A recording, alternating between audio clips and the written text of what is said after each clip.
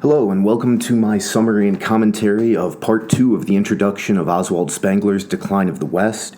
In this part, he discusses his process of analogy and differentiates it from other ad hoc attempts at analogy that others have tried in the past. So the first thing he does here is he says that one identifies dead forms with mathematical law, but one understands living forms with analogy.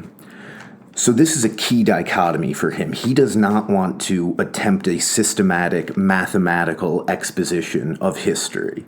He wants to understand the living forms of history through analogy.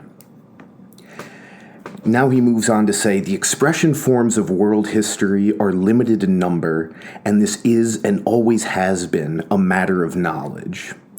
Now, I see some intuitive truth to that. Certainly, the expression forms of world history are limited in number. Now, depending on one's view of infinity, everything is limited in number. But here he means there aren't very many of them. There's a handful of them. And by that, he's talking about the high cultures that he posits. So these are the expression forms of world history for him, but this is pretty much axiomatic for Spengler. This isn't something he's going to probe very deeply, whether or not this assumption or this axiom is true. And he says they're ever repeating themselves true to type, these expression forms of world history. This is very important for this analogical approach. They have to be ever repeating themselves true to type. And the reasoning for Oswald Spengler's morphological approach is different than a Darwinian reasoning. So in conventional biology, if we're doing a morphological comparison, we're doing that because of the assumption that these species have a common ancestor, because of the assumption of common descent, whereas with Spengler, he doesn't think any of the cultures are descended from one another, truly. He thinks each is this discrete, basically a black swan event, if we want to adopt Nassim Nicholas Taleb's terms, that cannot be predicted, that just develops out of this very strong prime symbol, some very strong religious symbol to deal with what he calls world fear and death fear, fear of the world, fear of death. So maybe we can question whether comparative morphology would be as applicable to the high cultures, more applicable to the high cultures, or less applicable to the high cultures than comparative morphology in other biological or other processes that might be subject to Darwinian evolution. And finally, he gives us an example of a correct analogy and an incorrect analogy. So he says, many have compared Napoleon to both Alexander the Great and Caesar. And he says Napoleon corresponds better to Alexander the Great, but not to Caesar. And that we'll get into that much more later in Spengler's discussions of Napoleonism and Caesarism, as he calls them. And they're both later stages in a culture. Caesarism is basically the final descent into civilization in Spengler's conception. On to the third point. He brings up that others have made ad hoc attempts at analogy previously. And two of the big examples he brings up are Cecil Rhodes and Frederick the Great making historical analogies. Now, Frederick the Great, totally to be expected from a German philosopher, perhaps the greatest German statesman to have ever lived, Frederick the Great. But Cecil Rhodes, I just want to comment on briefly because he's a very important character for Oswald Spengler. Spengler believes that Rhodes is kind of the prototype of a next generation, and not within the terms of a single generation, of course, but of a next phase of the historical evolution of Western culture. Now, we'll put that to one side for a moment. There really hasn't been anybody superficially like Cecil Rhodes, or Cecil Rhodes, if you prefer the English pronunciation, like Cecil Rhodes since him. Certainly nobody has had a country named after them since him, or kind of had these private armies. Now, you could look at something like Blackwater. Maybe that's similar to Rhodes, but I see it as quite distinct. Nevertheless, perhaps there are these deeper analogies between Cecil Rhodes and later, capitalist world beaters. So let's put that to one side for now, and we'll try to assess at a later point how much Spengler's predictions about what Cecil Rhodes might be a harbinger of have proven to be true. And finally, for this third point, Spengler contrasts his own method with two methods that he doesn't like. So the first one, obviously, are kind of these Platonic mathematician historians, we could say. These people who focus more on a precise system of history than they do on an analogical approach, on understanding the psychology of other cultures, understanding the psychology of a politician in a certain position, things of that nature. And so that's one of the things that he contrasts his own approach with. The other would be Plutarchian popular romantic analogies. So these would be naive, ad hoc historical analogies, and he uses Plutarch as the exemplar of this. Now, Plutarch is a very famous historian from the early centuries after Christ, who his most famous book is a comparison of the lives of the famous Romans and Grecians. I forget how it's actually translated, but I believe they use Grecians instead of Greeks or Hellenes or anything like that. And it's a very interesting book, so he compares guys like Alexander the Great and Caesar, and much of it's been lost, but so there's these comparisons between one Greek and one Roman that Plutarch thinks exemplify these sort of interior psychic traits or have a similar destiny. So Spengler also wants to differentiate himself from that kind of an ad hoc, popular romantic approach, which he doesn't view as methodologically sound. So that moves me to my fourth point, and he says, these ad hoc attempts at historical analogy have been guided by neither a principle nor a sense of historic necessity, but simple inclination. And that's probably a good criticism of ad hoc approaches to anything, but, in this case, to any system of historical analogy that is merely ad hoc in its nature. And so we also might want to question how much Spengler's own predictions are driven by a sense of historic necessity or a principle rather than his own inclinations. And I think there's some question about that with some predictions. And we'll be able to assess that more fully as we go deeper into this work. And he says these ad hoc approaches are distant from a technique of analogies. That's what he's trying to develop here, a technique of analogies. And these ad hoc analogical approaches to history, they're only true thanks to luck, more rarely to instinct, never to a principle. So again, more criticism for ad hoc analogical approaches. And he says, no one has yet set about to reach historical analogies methodically. That's what he wants to do. He wants to reach historical analogies methodically. And that brings a question to me. Is there a principled distinction between method and system? Because remember, Spengler is always criticizing systematic approaches. These are what he would lump in with mathematical approaches. He's going to use that as kind of a derisive term in his dichotomy between mathematical and analogical approaches. So, is his analogical approach just a method, or is it a system? Is there some principled distinction between method and system? And can we tease this out in Spengler's approach? That's an open question to me, and something that I'm hoping to investigate much further, but I just raised the question, do we have a principled distinction between method and system, or is any methodology inherently systematic? Or what else can we say? So I just posed the question. On to the fifth point.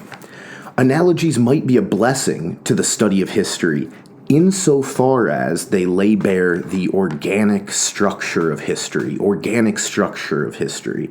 Organic is going to be a big word with Spengler, and as I think we've already touched on in some of the earlier installments in this series. So I just put that to one side. So analogical technique under the influence of a comprehensive idea surely leads to inevitable conclusions and logical mastery. That's a faithful paraphrase of what Spengler says here. Some of it's directly quoted. And obviously this is coming through Charles Francis Atkinson. So to what extent are English speakers really seeing Oswald's words, or are we seeing them through a glass darkly with Atkinson here? That's also an open question. But on its face, the English translation really expresses a degree of certainty and confidence that is not well-founded, that is not tenable to... I don't know. I don't know who I could generalize this to. Sometimes I want to generalize to well-educated English speakers in 2023. But to what extent can I speak for them? Probably very little, because I myself am a particular person, and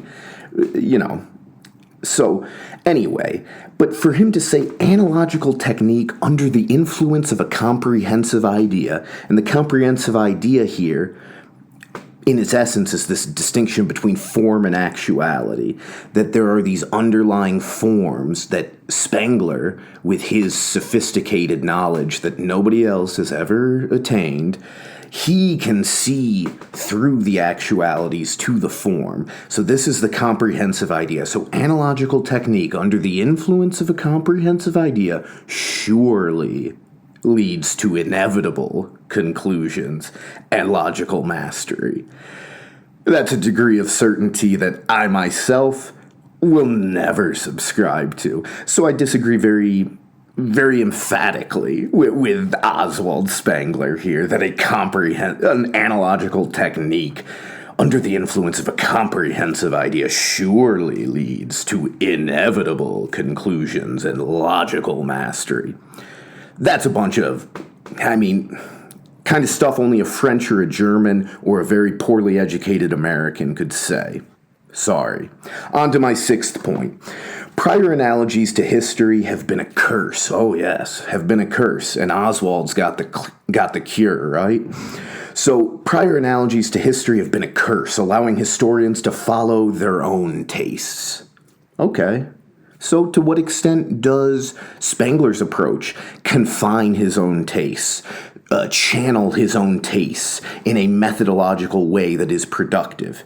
I think that's a big question, and I'm not certain whatsoever about the degree to which his approach actually structures his ideas in a way that limits his personal preferences.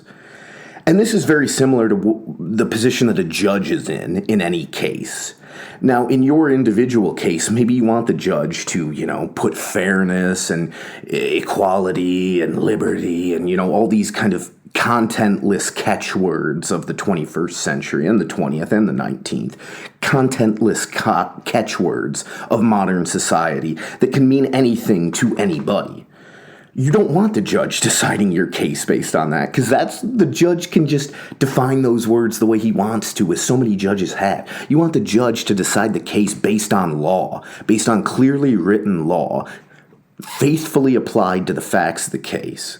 So, Spengler's ambition here is quite correct. We do want to take personal tastes out. We want to have a methodological approach to analogies that we can feel good about.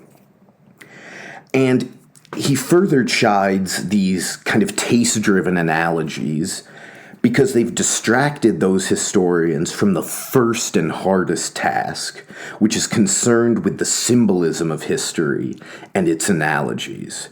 So again, symbolism of history, that's going to be like the organic structure of history. These are really important recurring concepts for Oswald Spengler.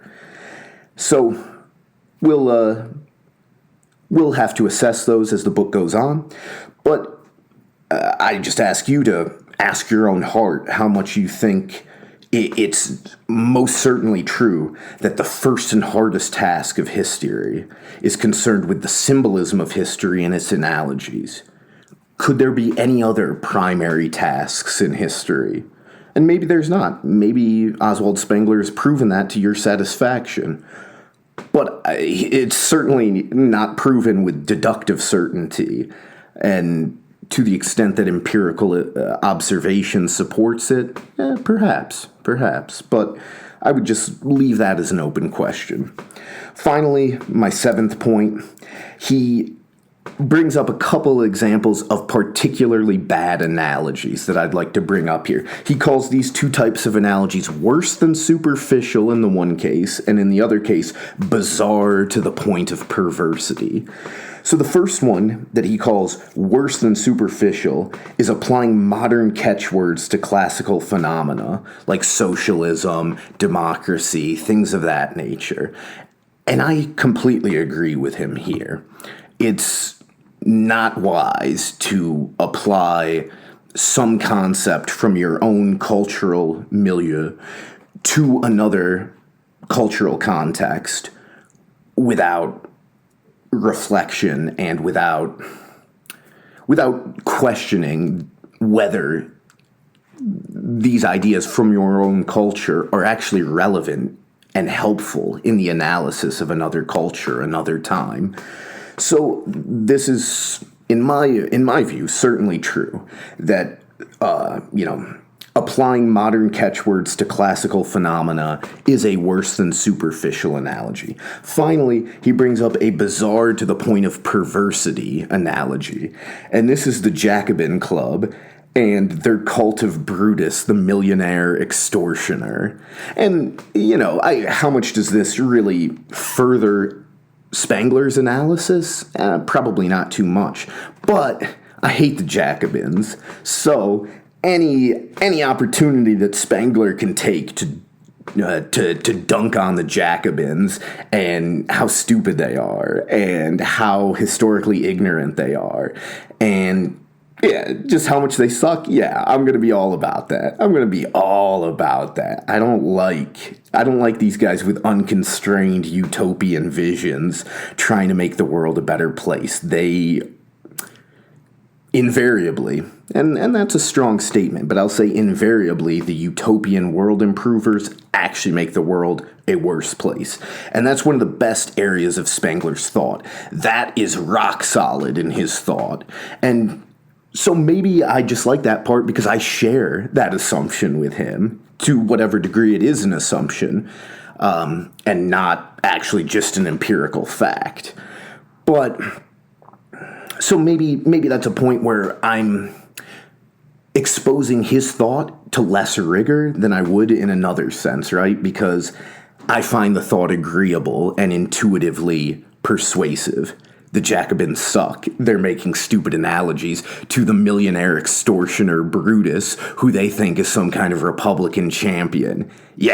I'm gonna like that. So anyway, those are the 7 points that I thought were most important in reading part 2 of the introduction of Oswald Spengler's Decline of the West, Der Untergang des Abendlandes. So I hope you've enjoyed it. Thanks very much for your time and attention. Have a great day. Peace out.